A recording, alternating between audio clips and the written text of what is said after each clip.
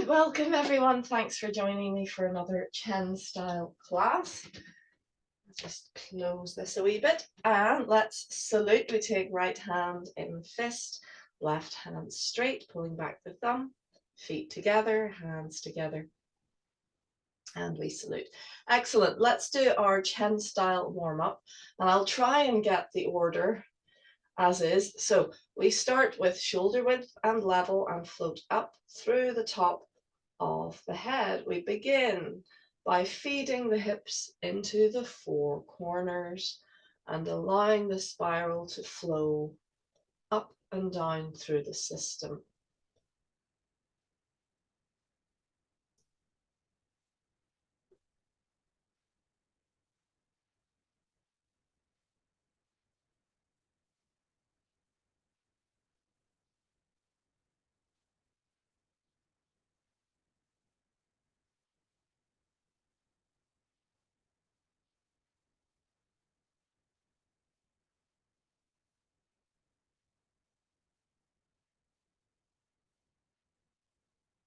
Let's do the full 30.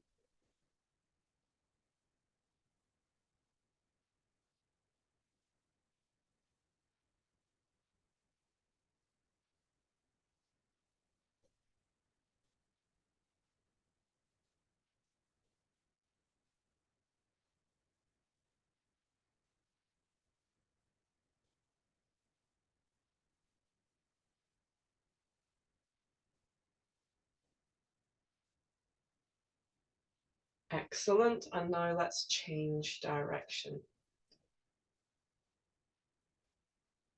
Be patient with warm up. Think of it as mindfulness practice.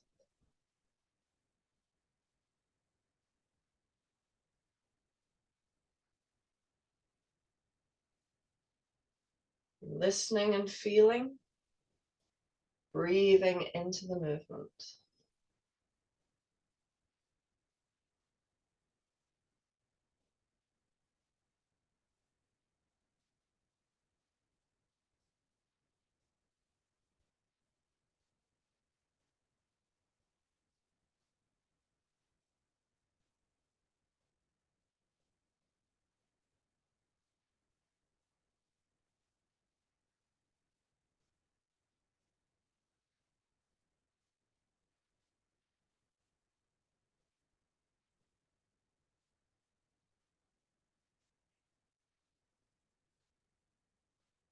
Good. And I lost count. You might have got an extra 10 there, but oh well.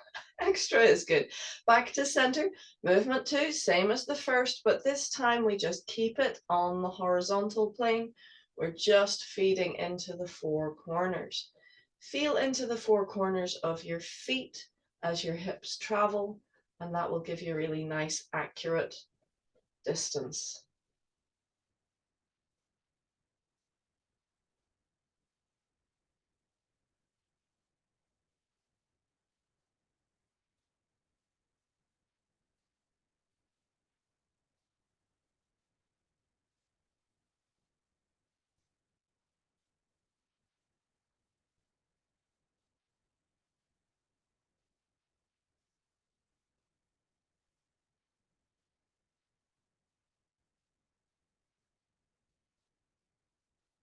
Again, let's do 30.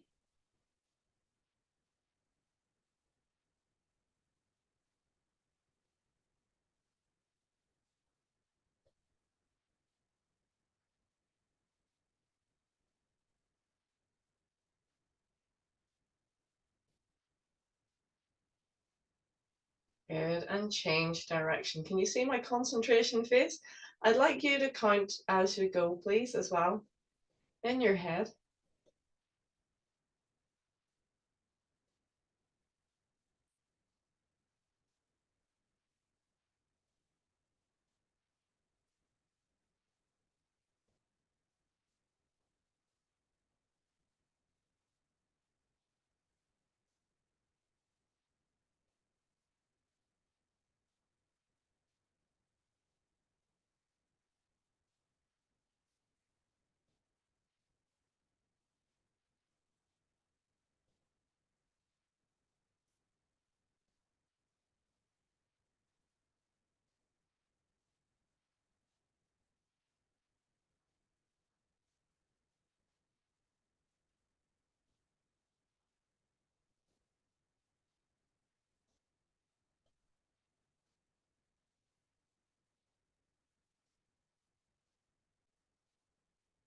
Excellent, well done. Back to center.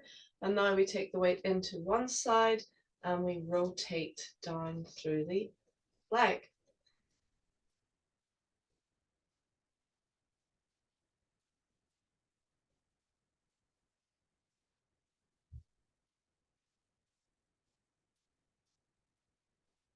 And let's change direction.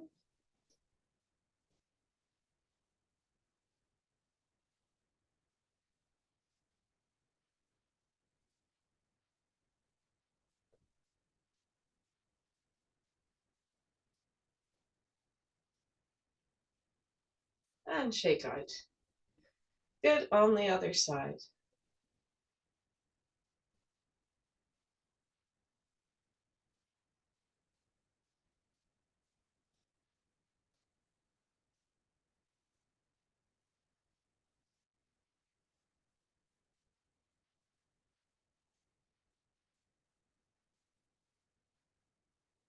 Oh, and change direction. Went on a bit long there, sorry.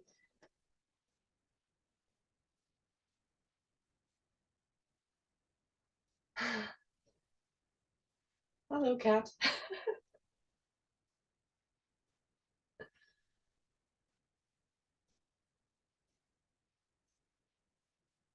Good, and shaking out. This beautiful big black cat just came across one of our screens. Well, beautiful. Okay, let's open our stance nice and wide, and we're going to sit back and down. Now, it's really important to remember that we keep our knees behind the tips of our toes.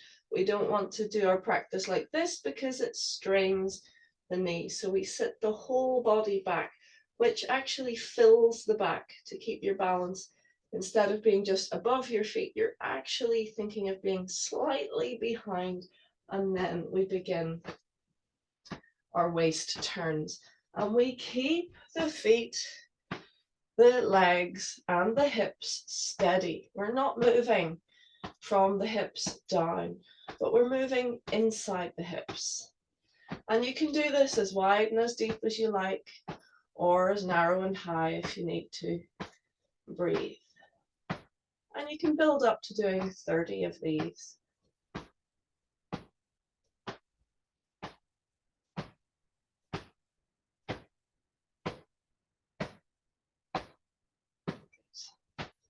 We're actually giving our body like a little chop.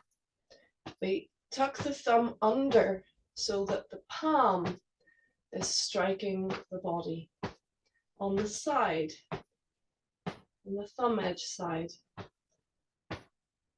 Good. So if we come up now, please, I'll just show you what I'm doing there. So the thumb is gently tucked downwards. So you're actually striking the body like this, hitting the body. But of course, it's the body turning that propels the arms, and then we're striking in like so. So it's not here, it's here. The back, you can just use the back of the hand as you strike, gently to the kidneys. Good, but now we go on to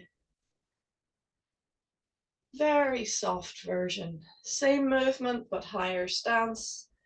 And this time the emphasis is on feeling and listening with your palms, with your fingers, like you're running through water. A little bit of a drag in the movement.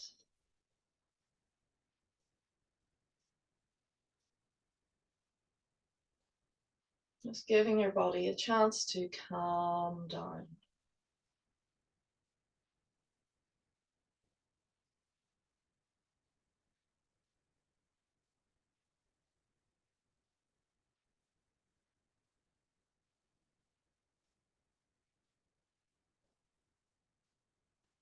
Excellent, well done. All right, we're going on to another wide stance. So we sit down and step open. And this time, one of my students pointed out that in class with the master, he said to open the side on the foot that you're turning a little bit. Now, I only kind of half remember that, but fantastic. That's why it's so good to have students in the room with you. So we're going to be asymmetrical slightly. We just open the toe a little bit on the side that we're working. So we're going to, if this will be your right foot turned out, we're going to draw the weight into the left and then feed forwards into the big toe, the little toe, round the blade of the foot to the heel, and then draw the weight across into the other foot again. So repeat. So that foot that we're circling is slightly turned out. I will double check next time I'm in training about that. Make sure that everyone is agreed that that's what they heard the masters say. But for now, just that little turnout, not huge, like 20 degrees is enough, just a little open. Good. And we're feeding around and shifting the weight. In effect, creating a figure of 8. Keep breathing.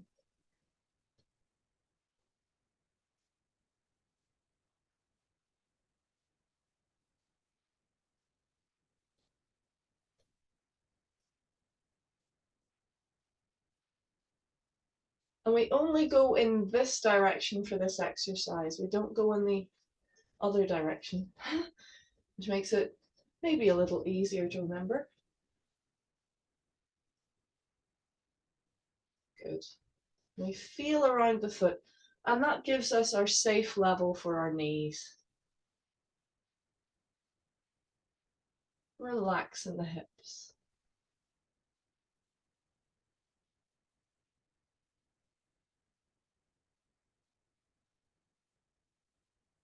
Good. All right, let's change. So we bring that foot back to parallel and release the other about 20 degrees.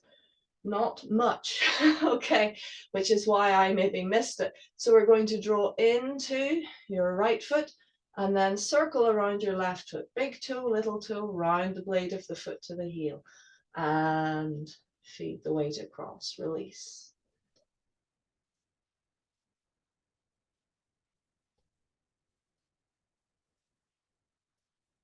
Breathe.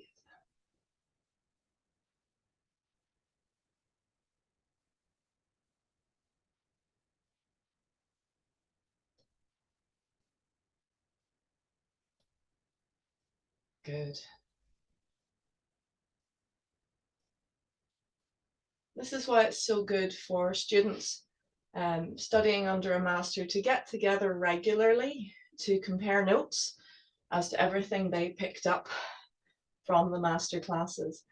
Because sometimes it's like a committee trying to, what is it they say, a blind committee, all given a little section of an elephant to feel and then to describe it to each other. Even though we were all exposed to the same information, each one of us will have absorbed it in their own particular way. So it's good to come together and share that knowledge in training. Good. And make sure that we're all on the same page and that we understood what was said. Good, up you come. And sometimes even just, while one of us is working on a particular task the master has given us, someone else is asking him a question and getting answers that the first person didn't even hear. So yeah, so let's ease from the stance. If you ever get a chance to study with a master, please go. Do go, because it's the rest of us, regardless of what level we get to, we are just students. A teacher is just a student. A master is just a student, but they've reached such a height that the only person that can teach them is themselves, or possibly other masters within their genre. So yeah, it's not the same studying with a teacher. Yeah, it's great. It's definitely helping you on the path, but it's as close to source as we can get going to a master. Okay, good. Well, we're nearly there with our warm-up. Next, we're going to have a look at our leg stretch. Now, if you watch Chen Yin-jun doing his stretch, he always does a kick out, up, and then steps down. You can do that, but a lot of people don't feel that they can do that easily. I'll show you it, but he does this kind of almost goose step for a moment and then puts the foot down to stretch. The kick in itself is a stretch, but you can just extend maybe a little bit of a kick, send it out and down. So just use your own common sense and do what you can. We try to mimic the masters, but sometimes we're not able to do what they do. So send the leg out and step it down. Notice you've still got width. We keep the front leg straight. That's the whole point of this exercise. It's in what's called a knee stretch. The back leg bends. So we're sending the weight back, sending the hips back. If you see it from the side, we're back. Good. And we're folding forwards from the hips and lengthening the spine. We bring the hands to the knee to encourage it to stay nice and straight. And we just fold as far as we can, keeping the spine straight. So if you see, I can actually bend my body all the way forwards, but I lose that length and straightness of the spine. So we just go as far as we can comfortably and breathe into the stretch. You can do a little gentle pulse, breathing and releasing, but please do not bounce. So we don't want to be out of control, bouncing off our joints. Just gently breathe and relax. Good. Pulling those toes back, taking hold if you can, same side, hand and foot, and continue to brace the knee with the other hand. Doesn't have to be absolutely straight, but we want to keep it quite straight. And breathe. Continuing to pull toes and body towards each other. Good, release the foot down, up you come, and easing from your stance. You'll feel a difference between the side that has stretched and the side that hasn't. That's right, that's good. Now we stretch the other side to bring balance. So again, if you can kick it up, but please be sensible. You can just send it forwards as we step. We keep the weight back, the back knee bends, the front leg remains straight, hinging from the hips, lengthening the spine. We brace the front leg. It's important not to send the knee backwards. We don't want to overextend, but just keep it nice and long as we breathe. And again, you can introduce a gentle pulse, releasing through the breath. Keep breathing.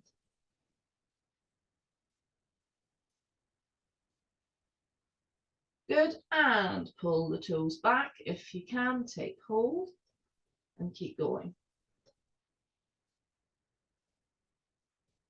Keep that knee relatively straight, brace it gently.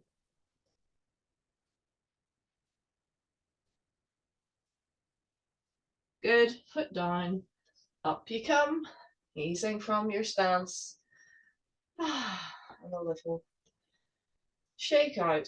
And that is the full repertoire that we tend to do of our warm-up exercises with Chen Yin-jun and his father with Chen Xiaowang. So then normally in class we would do a 20-minute stand. And if we did that, we'd just not get any Lao Jia done hardly at all. So we're going to do just a couple of minutes stand, because I want you to indoctrinate your system into the way of standing. You want some fresh air when you're doing standing, because it's all about the chi. It's all about getting that life force really building up in your body. And so fresh air is pretty important.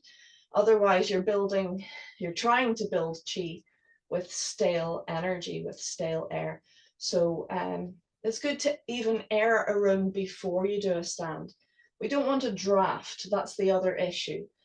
So if it's a cold blade of air coming against you, that can cause muscles to contract and wind energy to get into your system, which can cause all sorts of issues. So make sure your room is fresh if you can, but avoid drafts. So let's do just a couple of minutes of standing just to get us into the way. And even doing a couple of minutes is better than nothing. If that's all you can do in a day, it's a start. Often once you've got into the way of it, then you can go, actually, I might just stay here for a bit, and that's great. You can do that. So bring the feet towards each other, float up through the top of the head, the chin slightly down and back. And let's take a moment to breathe and calm.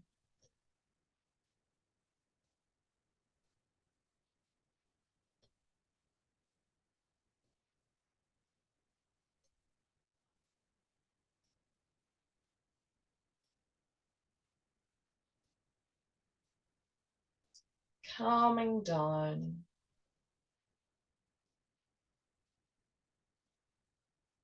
Listening behind.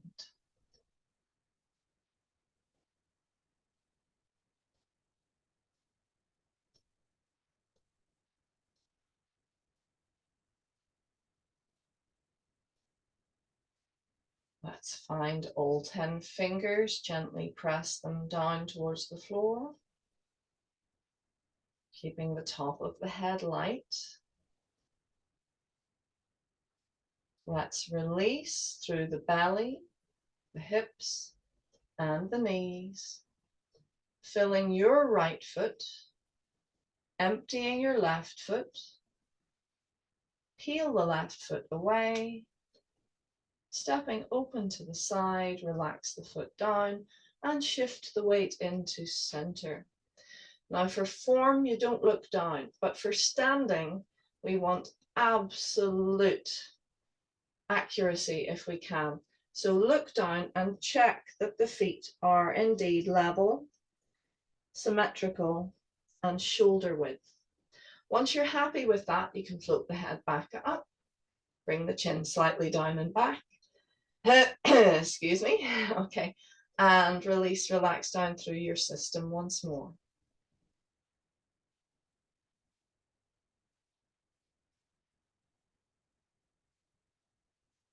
I'm not going to do the full cascade practice with you, but if you can, feel into your belly button, and as you breathe, draw your awareness down over your belly and in and under to the center point between your legs. Good. And now we'll do the same, feeling into the small of the back and release down, in and under to the center point between your legs. Good. So we're releasing over the front and over the back and feeling that nice coming together point between the legs. The top of the head floating up, the tailbone releasing down, the center point between the legs nice and heavy. Released. Let's float the arms gently up.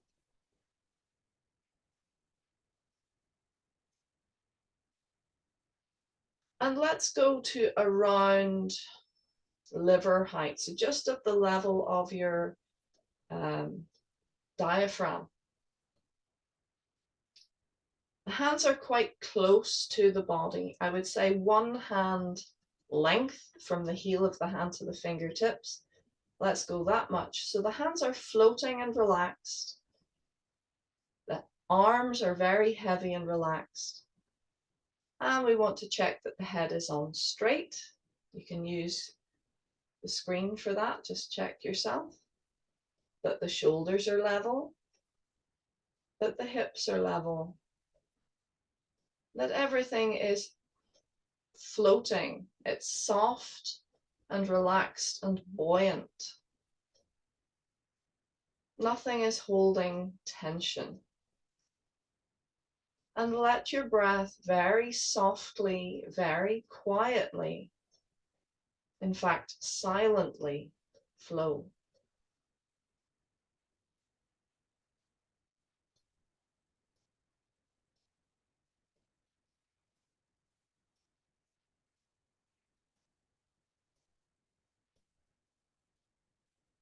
Calm down.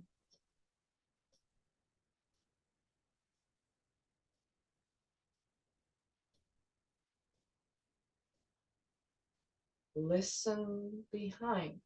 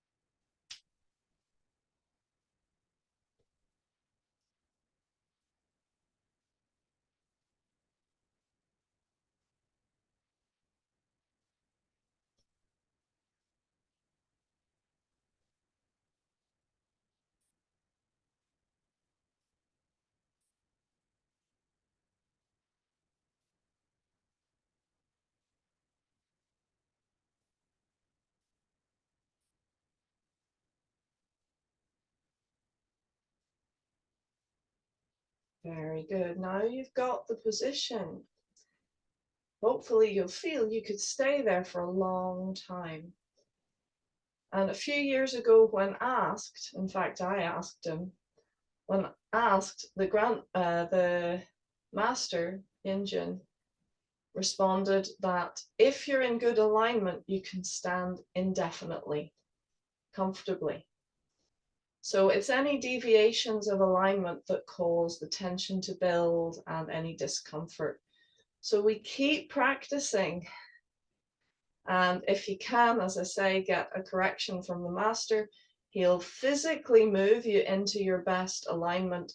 And then we just want to practice staying as best we can in that alignment, going back to that position and letting go.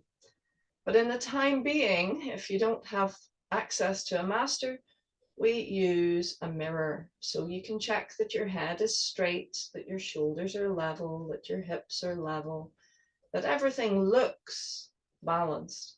So it's not enough that it feels right, it has to look right as well. If we're in a habit of holding our body in a particular way, that will feel right, but it's not necessarily going to be in good alignment. So we have to gently nudge our systems into our best symmetrical position that we can. And we want to do that through relaxation.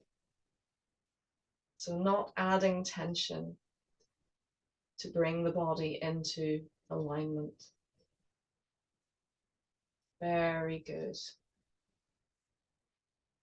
Okay, so for now, we're going to soften and release the arms down.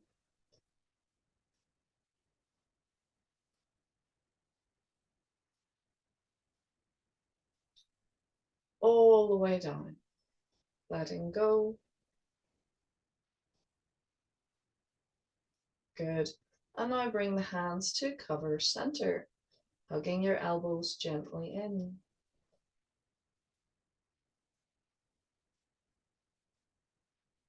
Just resting the hands, relaxing the elbows. You'll feel that there's a little bit of pressure caused by the relaxed hands against the belly. It goes in about 2 inches. So we just breathe into that feeling of the hands resting on the belly and breathe into it.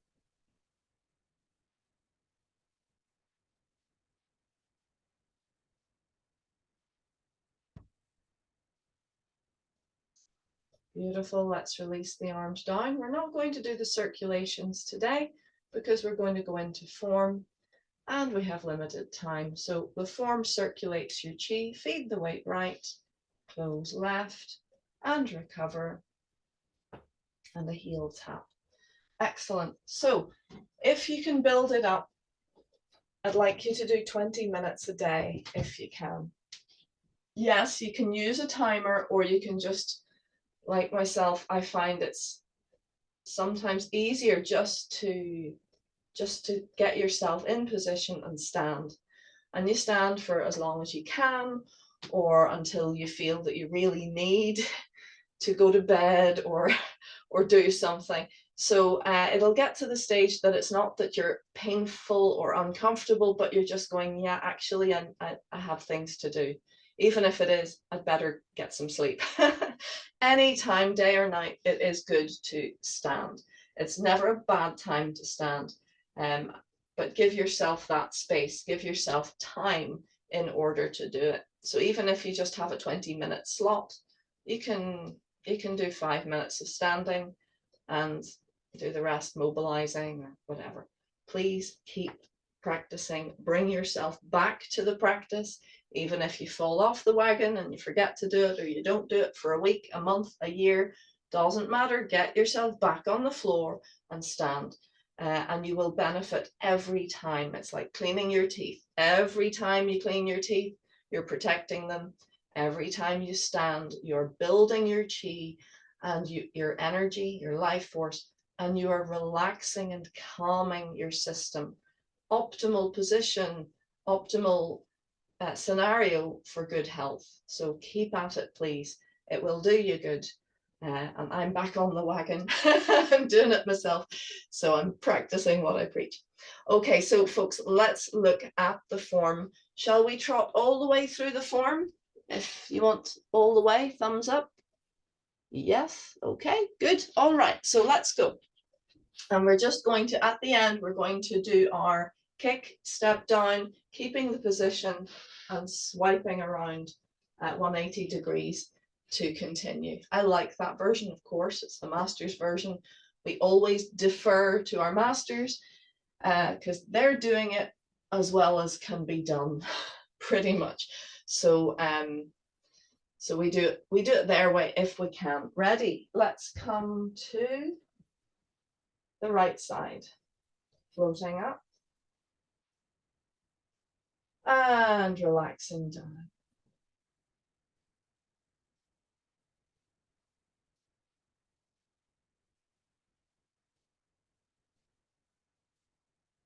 Again, we just return to silent preparation.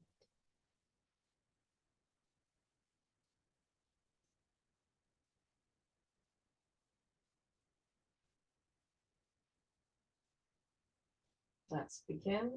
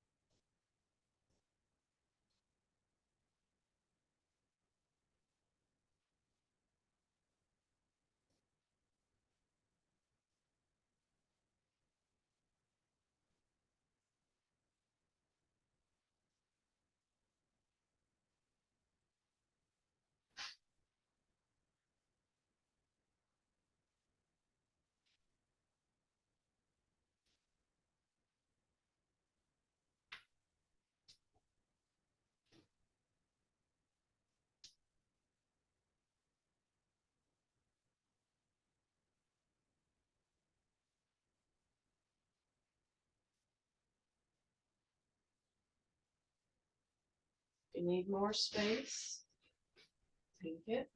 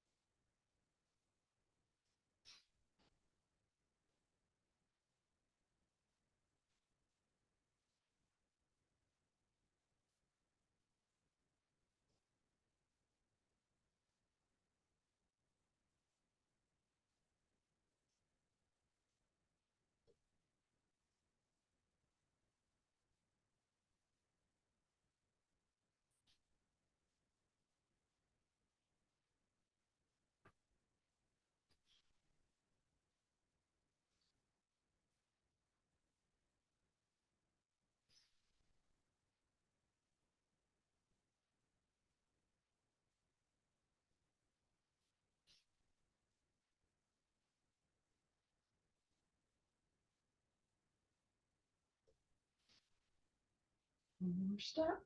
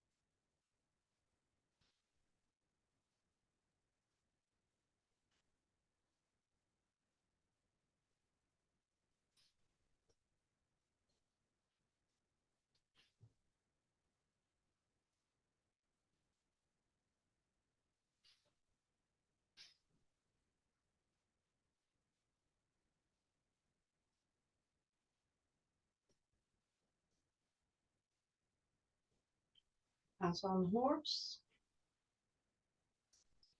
And our kicking section. Ready, relax, and gather.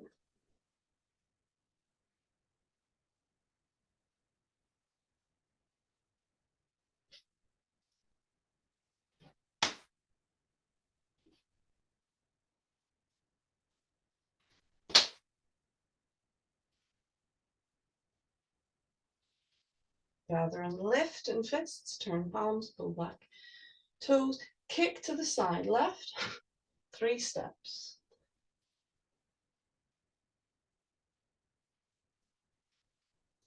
Planting flowers, we turn to the right, make fists draw in, and block punch.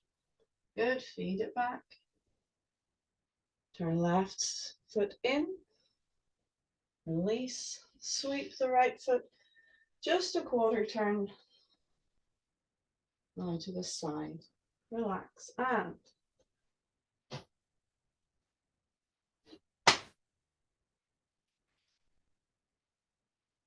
left palm faces out. Step, come left, and protect the heart punch.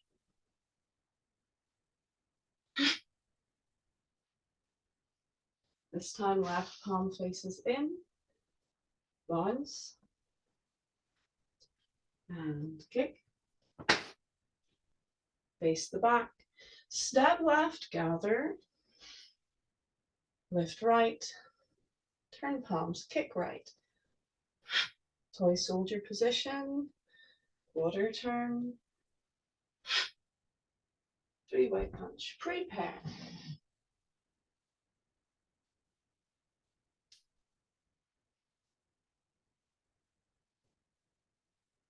Punch. Mark 3.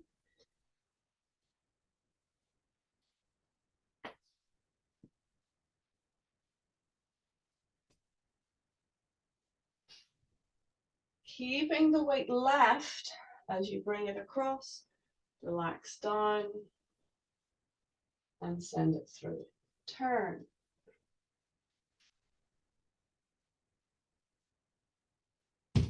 Whoops.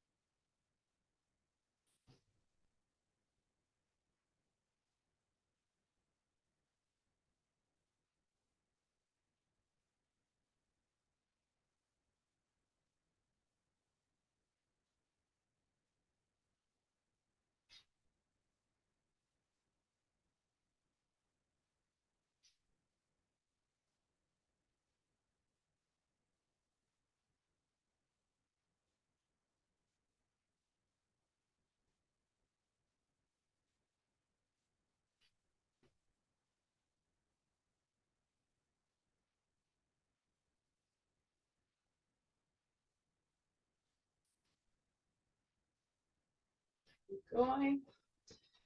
And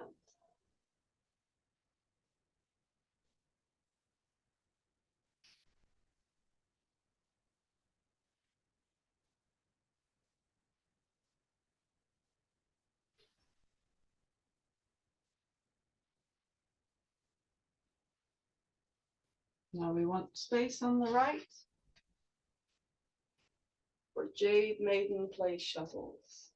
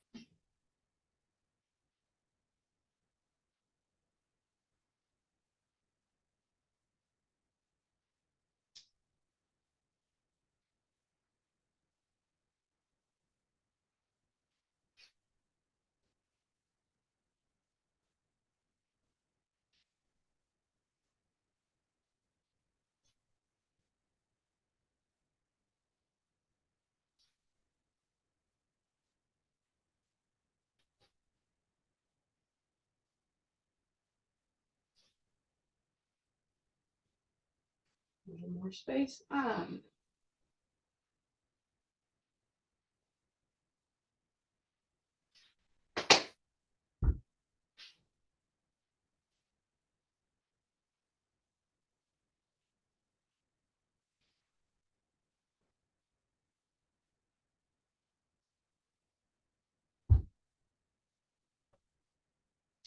this is meant to be to the side, but I need more space.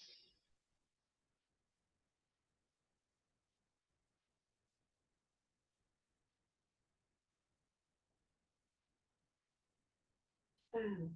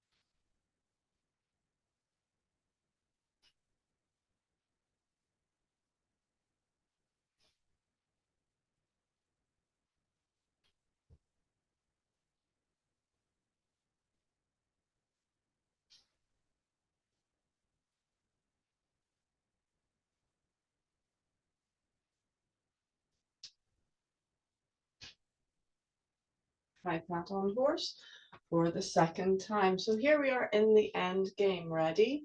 And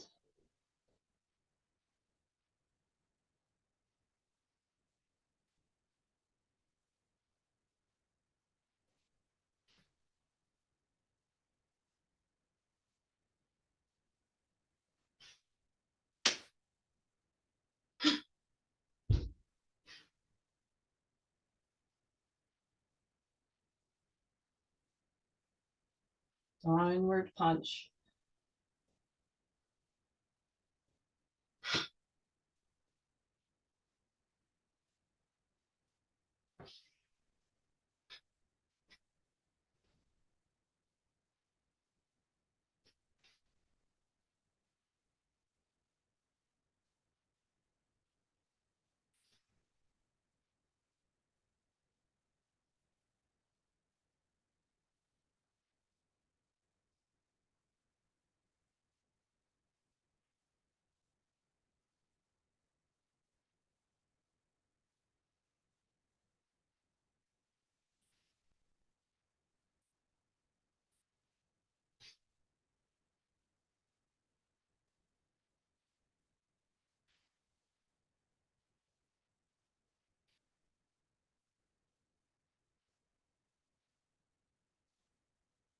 turning to the back,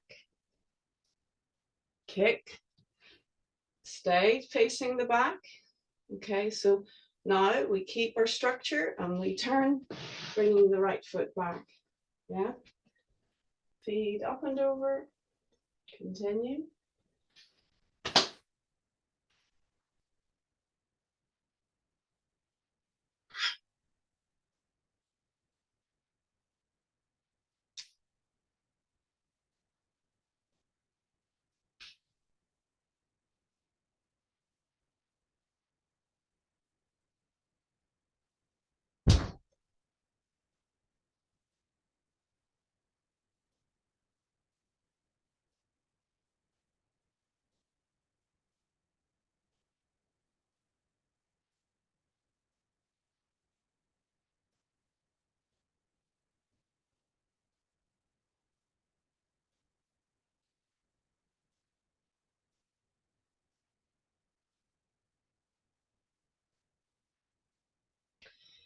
Good job, folks.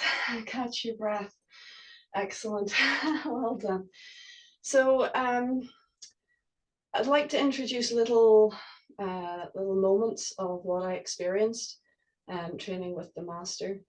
I'm not a family student, as in taken under the wing. I just go to as many of the master's workshops as I can. As I say, we're all students, but I'd just like to give you a little bit of what I pick up, what I've been picking up from our last master classes. So last week, if you remember, we talked about this much closer head protection uppercut as opposed to the forwards uppercut, which is more like a punch under the chin.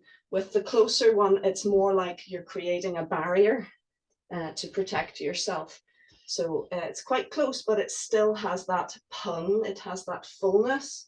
So it's not just kind of against you. So you could take a blow and you'd be protecting your head.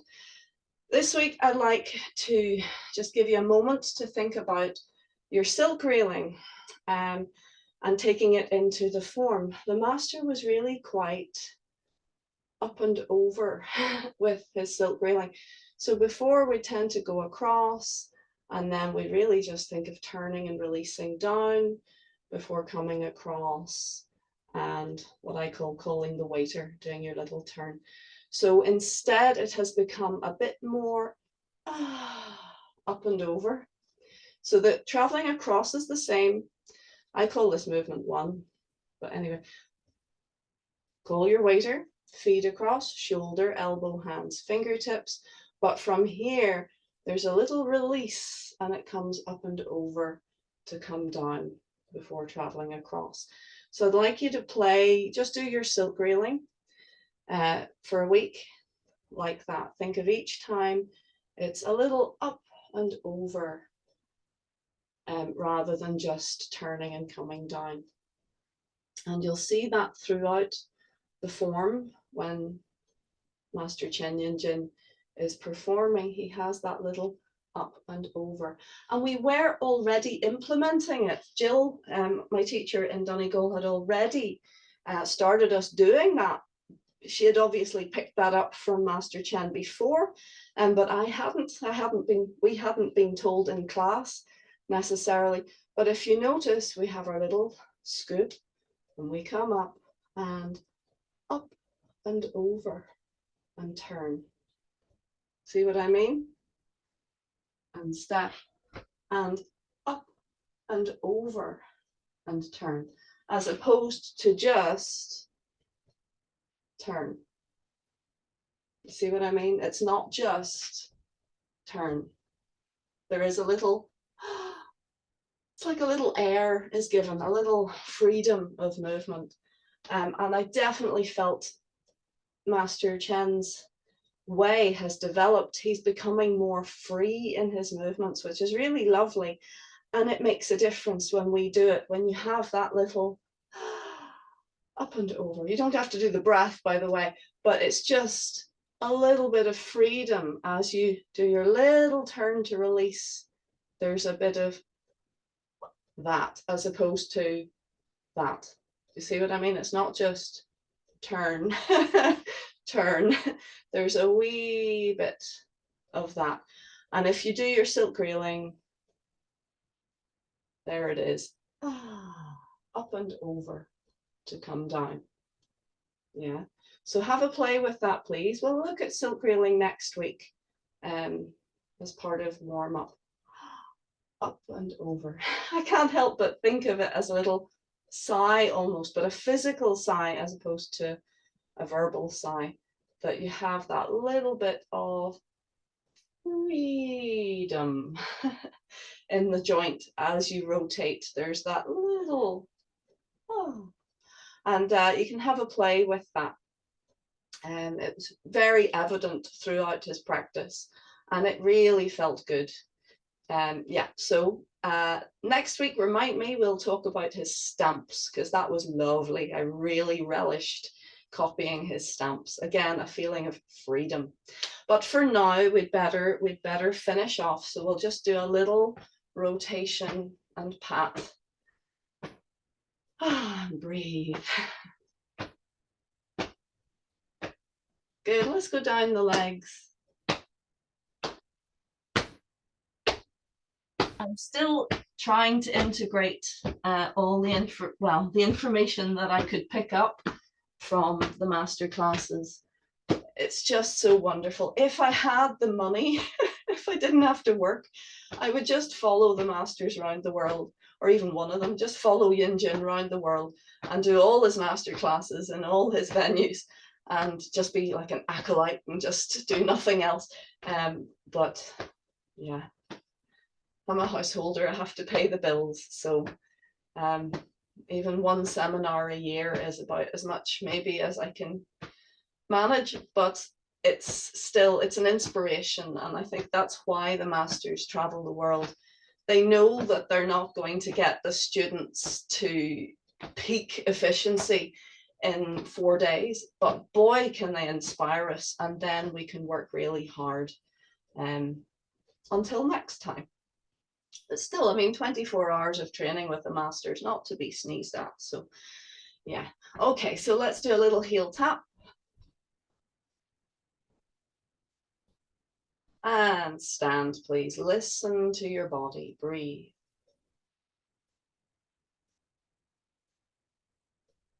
Feel that lovely energy expressing itself. This is your life force, your chi. Let's guide the energy now to return to center, hugging the elbows gently in, resting the hands on the belly, breathing into that feeling of contact.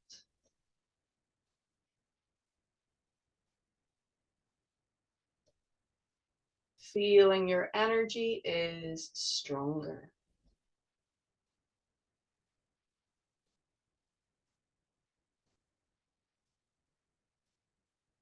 Beautiful, well done. Relax gently down.